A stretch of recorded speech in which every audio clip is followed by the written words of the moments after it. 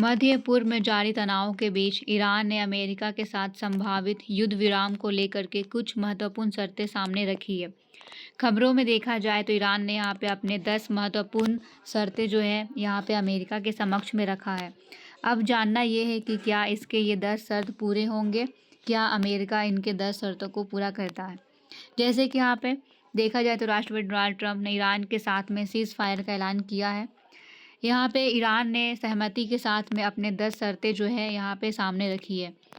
अगर हम लोग इसके कुछ महत्वपूर्ण शर्तों को देखें तो जैसे कि यहाँ पे सबसे पहले तो ये है कि उन्होंने यहाँ पे पहला शर्त ये रखा है कि कोई भी हमला ना किया जाए, अमेरिका आक्रामकता ना दिखाए।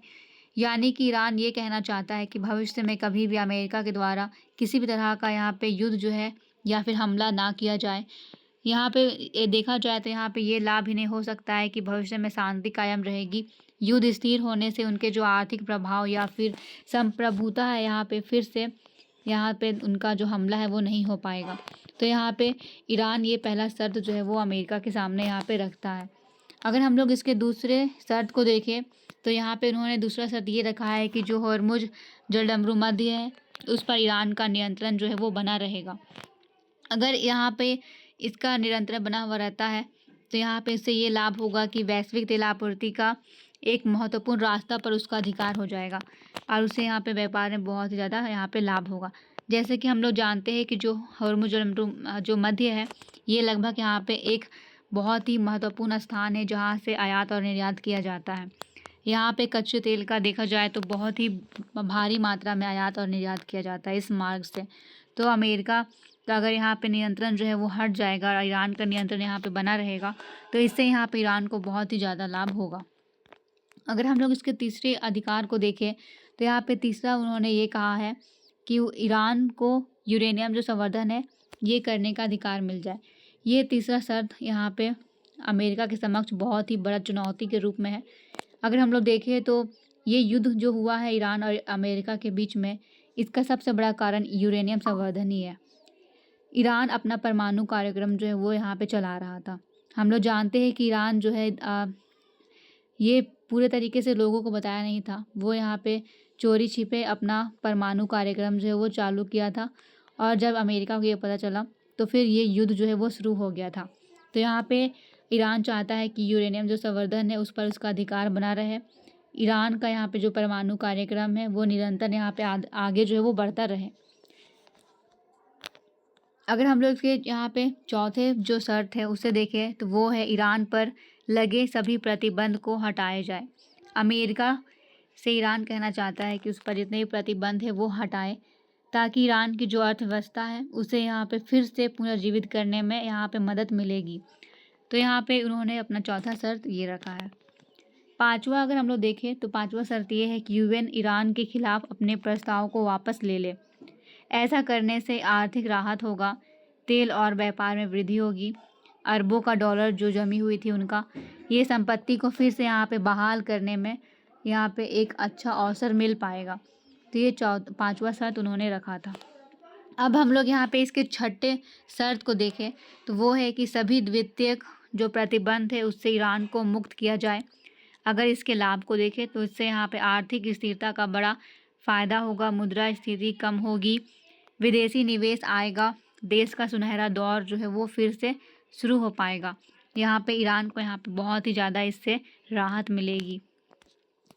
अगर हम लोग इसके अगला यहाँ पे जो शर्त है वो देखें सातवां शर्त तो वो है अंतर्राष्ट्रीय परमाणु ऊर्जा जो एजेंसी है इसके प्रस्ताव को खारिज किया जाए।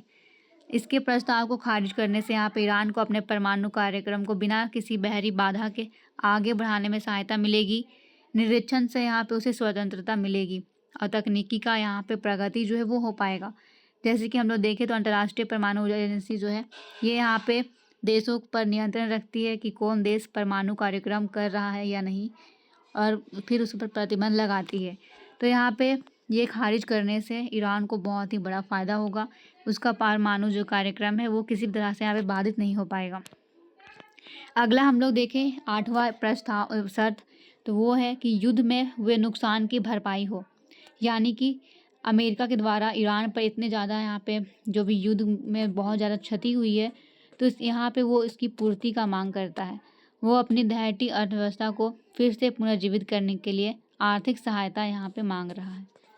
वो चाहता है कि अमेरिका इसकी भरपाई करे। अगर हम लोग यहाँ पे इसकी 90वें शर्त को देखें तो वो है अमेरिका अपने सभी सैनिक को उस जो उनका इलाका है उस इलाके से हटाए। इसके लाभ अगर देखे जाए तो वो होगा कि मुख्य उद्देश्य इनका होगा क्षेत्रीय वर्चस्व, भू राजनीतिक सुरक्षा और सैन्य जो शक्ति है उसे यहाँ पे बढ़ाना। अमेरिका अपनी सैनिकों को जब हटाएगा तो फिर यहाँ पे ईरान का जो सैनिक है उसका यहाँ पे एक तरह से देखा जाए तो राजनीतिक सुरक्षा जो है उसे मिल पाएगी, क्षेत्रीय वर्चस्व यहाँ पे बढ़ेगा और साथ में उनकी जो सैन्य शक्ति है उसे भी यहाँ पे बढ़ाने में सहायता मिल पाएगी। प्रतिबंधों के कारण उन्होंने यहाँ पे लगभग बहुत ज़्यादा देखा गया है कि किस तरीके से अपने सैन्य शक्ति को उन्होंने यहाँ पे बहाल नहीं कर पाया था। अगर हम लोग इसके 10वें शर्त को देखें और अंतिम शर्त तो ये है कि लेबनान और दूसरे मोर्चे पर तुरंत से यहाँ पे हमले जो है वो रोके जाए।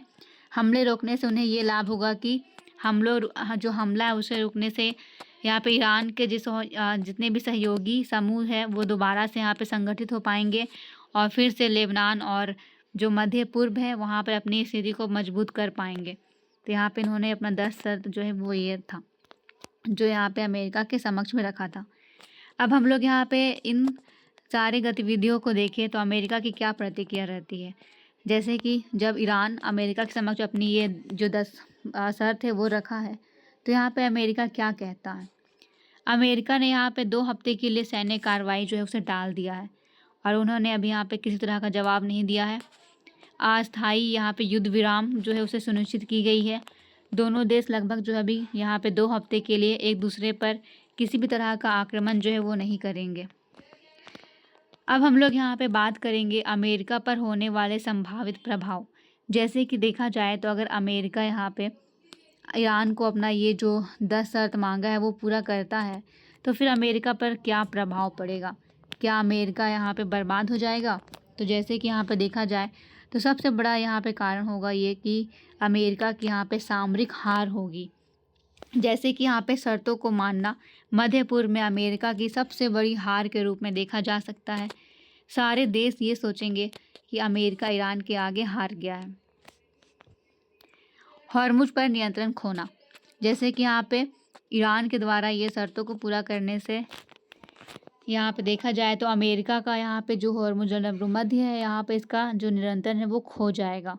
ईरान के स्टेट ऑफ हॉर्मुज पर नियंत्रण और ट्रांजिट शुल्क वसूलने की शर्त से अमेरिका का इस महत्वपूर्ण समुद्री मार्ग पर जो प्रभाव है वो कम हो जाएगा और फिर अमेरिका यहाँ पे लगभग जो है यहाँ पे बर्बाद होने की गति में पहुँच जाएगा। सैन्य वापसी। जैसे कि यहाँ पे ईरान ने सैन्य वापसी को भी यहाँ पे अपने समझौता में और शर्तों में रखा है। जैसे कि क्षेत्र से अमेरिकी लड़ाकू बल जो है उसे वापसी करने से क्षेत्र सुरक्षा में अमेरिका की भूमिका जो है वो कम हो जाएगी। यहाँ पर देखा जाए तो लगभग अमेरिकी सैनिक जो है वो ईरान के चारों तरफ फैली हुई है। अगर वो अपने सैनिकों को फिर से वापस बुलाता है तो एक तरीके से यहाँ पे देखा जाएगा कि उनकी जो ये लड़ाकू बल है वो यहाँ पे कमज़ोर साबित हो जाएगी ईरान के लड़ाकू बलों के सामने। परमाणु कार्यक्रम। जैसे कि यहाँ पे ईरान ने अपने परमाणु कार्यक्रम पर यहाँ पे अधिकार मांगा है। ये अधिकार मिलने से ईरान को परमाणु संवर्धन की मंजूरी से यहाँ पे बहुत ही बड़ा फ़ायदा होगा, लेकिन दूसरी तरफ अमेरिका और इजराइल को यहाँ पे सुरक्षा संबंधी चिंताएं जो है वो बढ़ जाएगी। इन्हें यहाँ पे खतरा लगा हुआ रहेगा कि कहीं ईरान इन पर हमला ना कर दे या फिर ईरान एक महत्वपूर्ण और सबसे शक्तिशाली देश यहाँ पे ना बन जाए। अगर हम लोग यहाँ पे देखें तो अमेरिका नहीं चाहता है कि ईरान यहाँ पे परमाणु कार्यक्रम को चालू रखे। वो नहीं चाहता है कि ईरान यहाँ पे सबसे महत्वपूर्ण और सबसे शक्तिशाली देश के रूप में उभरे। अमेरिका चाहता है कि वो अपना अधिकार यहाँ पे जमाए। प्रतिबंधों का अंत। जैसे कि यहाँ पे सभी प्राथमिक और आर्थिक प्रतिबंध हटने से ईरान को तो आर्थिक रूप से यहाँ पे बहुत ही ज़्यादा फ़ायदा होगा।